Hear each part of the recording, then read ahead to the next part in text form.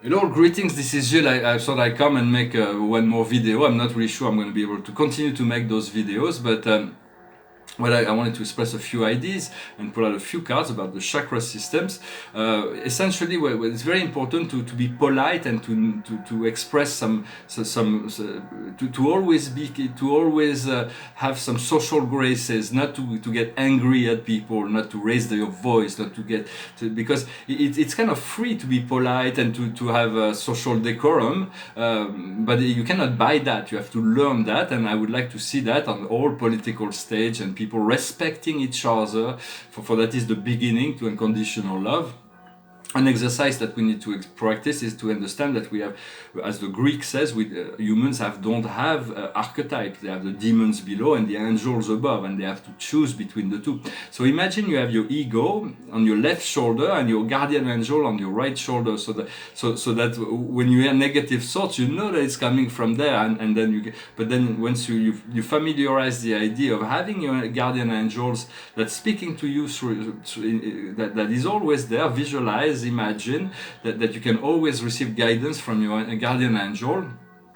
And it is also a good exercise to when you walk on the street, to call on the Christ, to ask the Christ to walk with you, to accompany you through in your walks. Yesterday I was doing jogging and I was like thinking about that, and all of a sudden I saw Sananda, the Christ. He was jogging next to me. He was like a couch. It was kind of funny, but you know, up there in spirit, they have no physical limitation, and they're very much more. They're fully into the light. Right now, there is only two species of human beings: the masked ones and the unmasked ones. So it's like of course, there's those people that are professionals. They have no choice because it's a job. They have to wear it because of their job. And then the people that are sick, also, it's good that they wear a mask to not contaminate others. But there's a lot of people that are just wearing it because of fear, or because the system tells them to do so. There is no rule, but in essence, you want to breathe the light, and so you don't want to wear a mask all the time. And so, but there is no judgment. Everybody does what he does.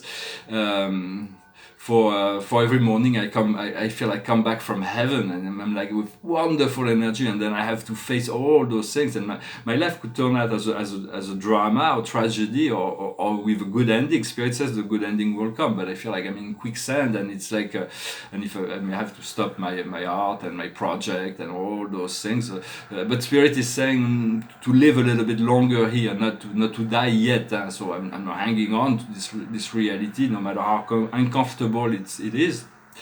But let's move beyond that. I'm not here to express whatever those things of my life.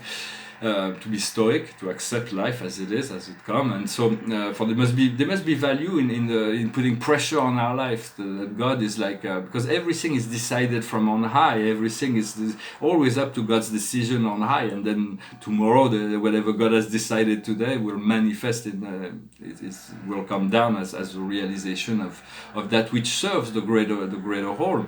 And right now there are ETs, the extraterrestrial beings, positive beings from the Galactic Federation of Light, that are working with. They've contacted all the Earth's government, and some of them have accepted to work with them, whether it was a physical contact or it was a telepathic contact. But some of them are working with the Galactic Federation for the highest good of all, and those will be protected through the change. The other ones may fall by the wayside.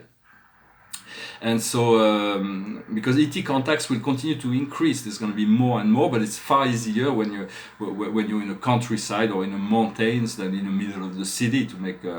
Yet telepathy is available all the time. We're going to develop this telepathy, which will allow us to work with extraterrestrials, with ascended masters, with angels, archangels, with our I am presence, and all our guides as well. For memory, it's going to be reorganized. Memory, we all have unique memory. When two people looking at the same event will have very, very different. When you tell them to tell you about what happened there, they will give you a completely different story. And but also we're going to be able to retrieve all kinds of old memories that we've forgotten when we came down here. But memories will be organized in a way that they will be more pleasant. They will be we're going to be able to understand that everything we've been through we went through because of the necessity to learn and grow. And so it is not, we're just passing through here in any event, so it doesn't really matter or that much. But yet everything matters, but it's all relative. What is more important? What is the most important? Everybody's got to define that. At the base, I'm going to put 7 cards for the 7 major chakras that are energy center, wheels of energies that are aligned on the vertical axis. The root, the bottom, is controlled by Pluto. It is the Lord of transformation. It is where all the challenges and the difficulties of life lie. So we want to reinforce our base by cleaning up, purifying our physical body little by little. And here we have Lord Ganesh, the Lord of obstacle. It's the master of wisdom. It's the symbolization of wisdom, of being surrounding ourselves as much with wise people as possible. And the wisdom comes from the base, so it shows that there is certain solidity there. Then on the Earth chakra, the navel, it controls all of the astral plane and the Earth plane, and it's the chakra of harmonization that is controlled by Saturn, that is right below the navel. And here we have Soma, we have the moon. It's not very clear. We are in between worlds, so we cannot have full clarity on what is going on. We have to face our fear as much as possible. Then our power center, which is the solar plexus, controlled by Jupiter, and here it is where our power lies. Is where we radiate light, and so always visualize this bright shining sun in your power center, in your solar plexus. And here we have Isis, the high priestess. Is the card of intuition. It's the very powerful card of mastering of this moon and the sun, the mental and the emotional. Then in the heart, which is controlled by the sun, it is a neutral chakra. The first lower chakras are creative, and the 3 upper chakras are receptive, and the heart is neutral. Everything converges in the heart. In the event, always has been, always will be. And here we have blow your mind. It's the release of tension. Well, thank God, we're going to be so grateful to be released from those tensions that we have been suffering from. And then in the 5th chakra, which is controlled by Chiron, it's a communication, is everything that comes in and out of our physical body. It's also connected to our higher heart, the thymus. And here we have the power of the phoenix. It is the sun. It is being reborn from our ashes. It's a reborn. Those eclipses and those times are really shifting. That's why Spirit telling me to hang on, no matter what, because there will be an elevation that is going on. What we see in our 3rd eye, which is the seed of our consciousness, the seed of our consciousness is the 3rd eye. It's like a stargate. It is really where everything is given on the ascension process through the 3rd eye. Everything comes through the vision realm. So and here we have the Mount Meru, the center of the universe. It is a mystical mountain that's connected to the center of the planet and to heaven. So we focus, always turn your thoughts when you do not know. You can go deep into your heart, or you turn your thought to the Creator, to the first source and center. You call on, you remember, you say, I am that I am. Beloved Creator, allow me to get my answers, allow me to find my healing, allow me I am ready to receive my completion, I am ready to receive my abundance, I am ready to receive my freedom.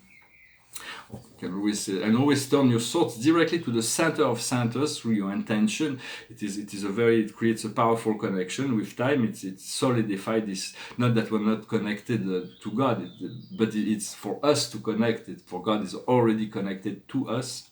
And at the crown is Mercury, is the magician, is the power of magic, it's the power of unity, consciousness. It can be a trickster as well, but here it is the power of the one. It is the one card. You are the one.